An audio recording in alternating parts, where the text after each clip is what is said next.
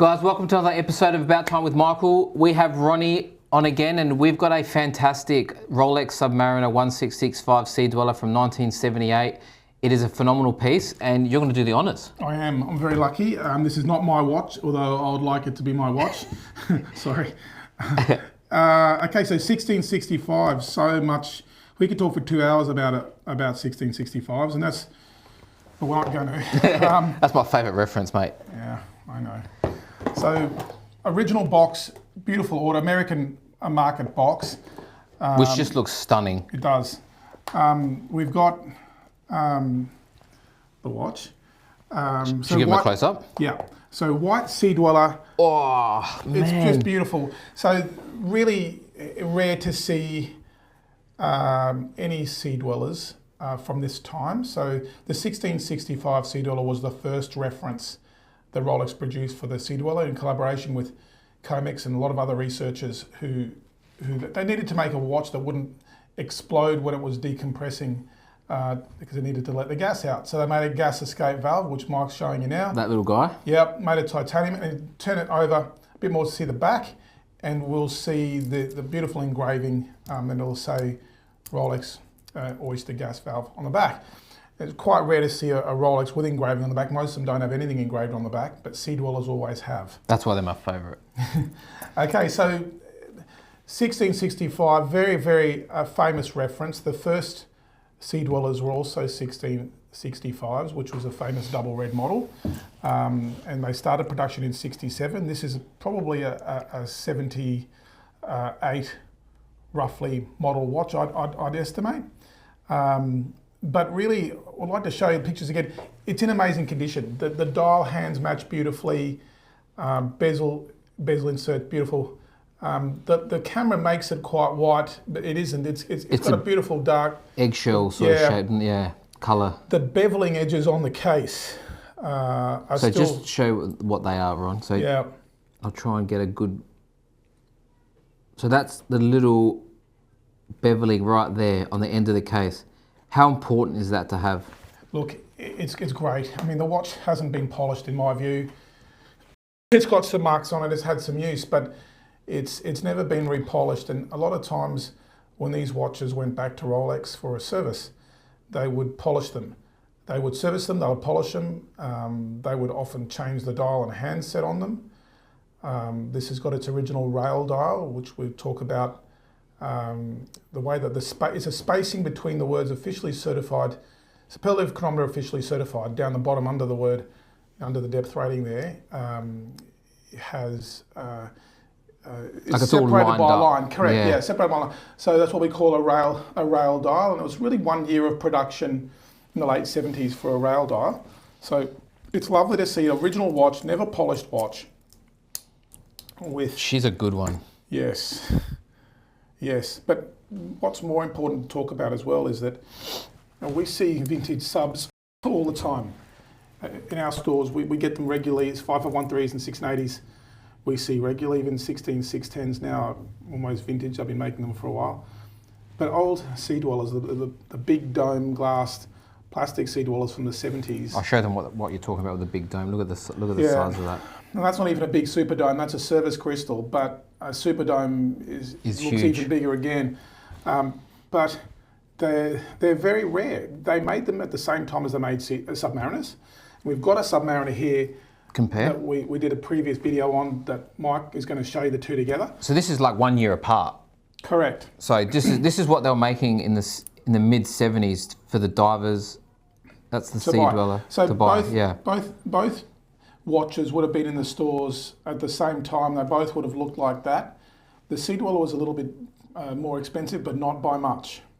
Just a wee bit more expensive, like they are today. But they're a lot thicker. So Mike might be able to show you a difference on the side.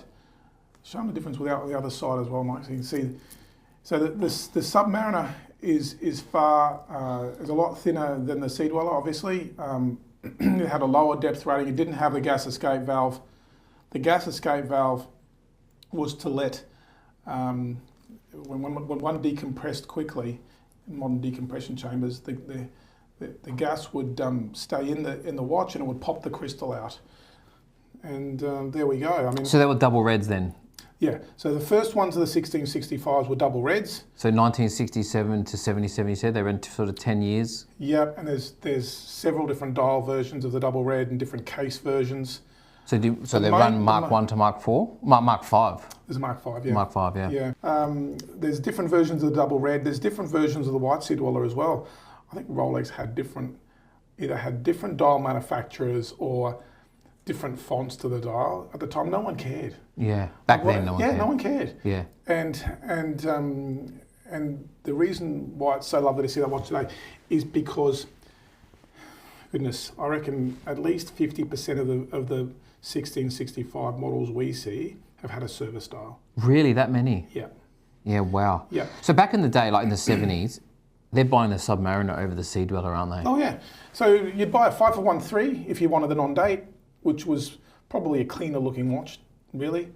The 1680 had the date, and the 1665 also had the date, but it had the dome glass and a depth rating. No one was going to go down more than 200 metres. Yeah, so then people looked at it and went, this is ridiculous. It was stupid. People who bought those were saturation divers, people who worked on the platforms, oil platforms, in the North Sea mainly. I've heard stories and met original owners. Yeah. We even bought one time a COMEX watch that the guy had. This was before Rolex made SeaDwellers. He was given a watch to use as a test watch, and we bought a watch off him and all the paperwork with it and how he would test it. It was a 1665, and unfortunately, it didn't have the double red dial anymore. They'd already swapped it out. Yeah. Yeah. Because they need it fully functioning. Or had a bit of water damage, or? Well, they've filled up with water. But the early ones needed to be. People didn't put the crowns down. You got to remember also, diving wasn't a massive thing. People expected their watches to not be waterproof. No one expected a waterproof watch. To have a very waterproof watch wasn't something that someone really needed in a big way. So yeah, for us to see one of those in Australia in unpolished condition, with a beautiful rail dial, there's no chips on the dial, there's no scratches on the dial. It's just so hard to see them when they're beautiful. A lot of the time, someone's replaced the hands. A watchmaker may have slipped and scratched the dial when they're taking their hands off, or may have chipped the outer edge of the dial when they're removing the dial out, yeah. From the watch. Yeah. That kills me. I know. But this is a phenomenal one. It's a really lovely example. Yeah. And a silver date wheel, so that's all original as well. Correct. Back for that era. Yep, that's right. So if you're buying, red watches, no one cared whether the writing was red back in the day or whether it's white or whatever. Now it's such a big deal to have a double red or a single red Submariner. Yeah. What's your favourite one personally? Actually, I know the double reds are worth more, and same with the red subs. I actually prefer the great white. Do you like the great white? Yeah, it's just something about the writing, isn't it? No, they made one of those. I think it's the later version. I think we were talking about before, Mark 4. I'm not quite sure, but they made a white SeaDweller with great big loom plots, huge loom plots. Yeah. That's my favourite one. That's the best one. Yeah, it's my favourite one. Yeah. Big money? Yeah, they're expensive. What are we talking? For one of those? Something like this, what would you sell it for? In that condition? Goodness. 2 years ago, it would have been a 40k watch, I would say. Yeah. Even without papers. This one doesn't have punch papers. They did come with punch papers. This one doesn't have it. A lot more money with punch papers, yeah. Yeah, big difference, yeah. But nowadays, I think probably for a really good one, 25 to 30. Yeah, wow. Not as much as they were, but still a very strong price. So you're noticing a little bit of a dip? We're always going to have a come up again? Yeah. I mean, vintage watches are so popular always. We're at a lull. Yeah, we're at a lull. So vintage Rolex in general and other second-hand watches went crazy through COVID. Yeah. Certain models went completely nuts, but a lot of Rolexes went crazy through COVID, and they have corrected to probably pre-COVID levels, I'd say, maybe. Pre-COVID levels, which is still strong, but not as strong as they were. Best vintage dive watch you've ever bought? Do you remember one off the top of your head? Something that just really... Yeah, I bought a Breitling Super Ocean one time, an original Breitling Super Ocean. I don't think I've ever seen one. Really rare watch. That was my... Yeah. That was the grail. Oh, no, it's just a totally cool diver's chronograph made by Breitling called a Super Ocean.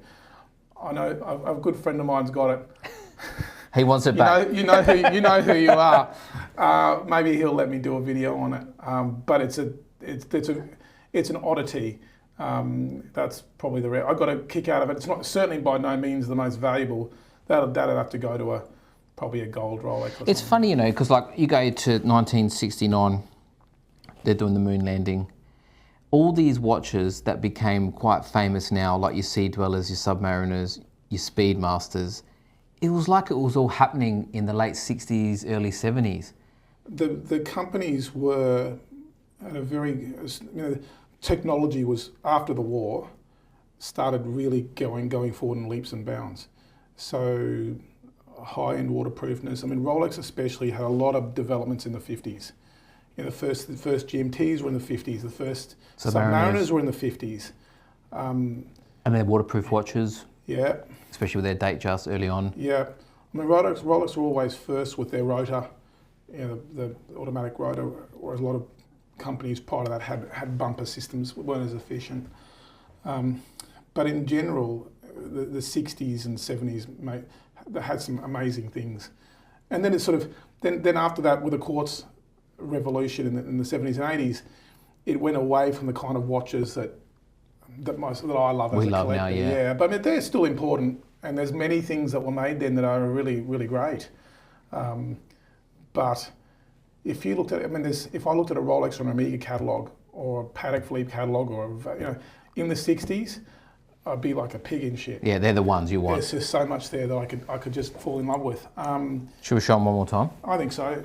Guys, go home, go visit Vintage Watch Co, see what they've got for sale. This is what you want, this sort of stuff.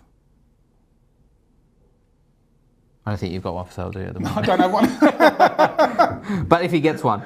Look, they're great, yeah. Yeah, this is so cool. And then again, do it with the sub, I reckon. Have a look at this with the sub. I mean, this was the pinnacle of diving watches. Yeah, they were probably the best divers watches. Find the right. They just always worked properly. They were reliable. You could beat them senseless, and they'd still survive. Whereas a lot of other brands, they made divers watches, but you couldn't. If you were rough with them, you'd kill them. Yeah. Whereas we've seen Rolexes that have been, to be blunt, abused because the owners haven't serviced them regularly. They should have, but they haven't.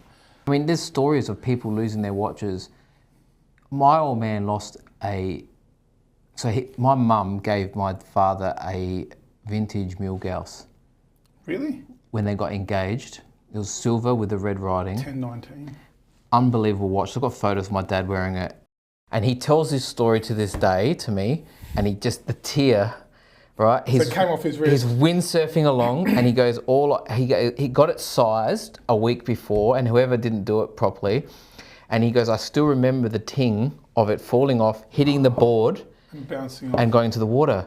And he would have sailed, I don't know, maybe like 10 meters down before he could actually stop. Yeah. Remembered coming back around, and he spent the whole day until dark looking for that thing and never found it. So any guys, if you're out there and you find a vintage Milgauss sitting in the... Belongs to Mike's dad. Yeah, the mid-coast down here in South Australia, it belongs to my dad. But yeah. I've heard heaps of stories like that, of people losing Rolexes in the water, then digging them up years later and the thing's... Still going. They're encrusted on the outside with marine debris, but movement's perfect. Unbelievable. Yeah. But look, the thing is, what, in my view, with Rolex, and why people say to me all the time in the shop when I'm working, is it just a name? And look, I'm impartial. We're not an AD for anything really. We don't have to. I don't have to plug Rolex or Omega or anyone like that. But the truth is this: that oyster patent is an amazing thing. They made use of that of the wind down crown. The screw on back was not a Rolex invention, but the wind down crown was theirs. They bought the patent. They understood the importance of it. Yeah. And what they did is they also understood the importance of making a watch that was tough. Yeah. Right. I mean, how many watches have you seen come in when they're scratched up all over, they've beat against walls, the guy's still wearing it. If you try that with a lot of other brands, that doesn't work. I totally agree. They're going to be dead. I always say the young ones coming in with their grandfather's watch, Ron, or their father's watch, it's always a Rolex and it's always an Omega. From the 60s, the 50s, the 60s, 70s. Yeah. And they're all serviceable and they're still going. And there's not many brands you could say that about, mate. No, they built them really strong and they still do today. They still do. So it's not just a name. But when you're collecting and you want to get something special, the one that hasn't been beat up, the one that has been taken care of, the one that someone's kept the box and papers for, there's a different price for that watch. Yeah. It's entirely different. And that's the one I want. I know. That's the one I like. And so I say to people, just buy the best one you can afford. Yeah. You know, because you'll always get that back. Yeah. What about dial and hands, swap outs and things like that? When we talk about, you know, you say they've been replaced, a double red and it's been replaced with a all white. We're losing a lot of value now, aren't we, in the watch? Yeah. How many times have we seen double red with white dials in them? Yeah. So you took it into Rolex and they'd take the dial out and replace it with another dial because it didn't glow anymore. Yeah, and it needed to do its job, it was its purpose. A lot of people wanted it replaced. Right. The tritium had a life, it didn't last forever. The material, tritium is, the material that they use on the dial. Didn't last forever, and so they'd replace it. Similarly, people got them wet sometimes inside, forgot to wind the crown down, or didn't keep the seals up to them at a regular enough interval, and so they got damaged inside. Rolex would replace the dial and hands. Now, on a vintage watch, we all know that's going to kill the value. Yeah. So it's lovely to see an original condition. Yeah. All right, guys. That was a 1665 SeaDweller compared to the 1680 Sub. Ron, thanks for today. That's all right.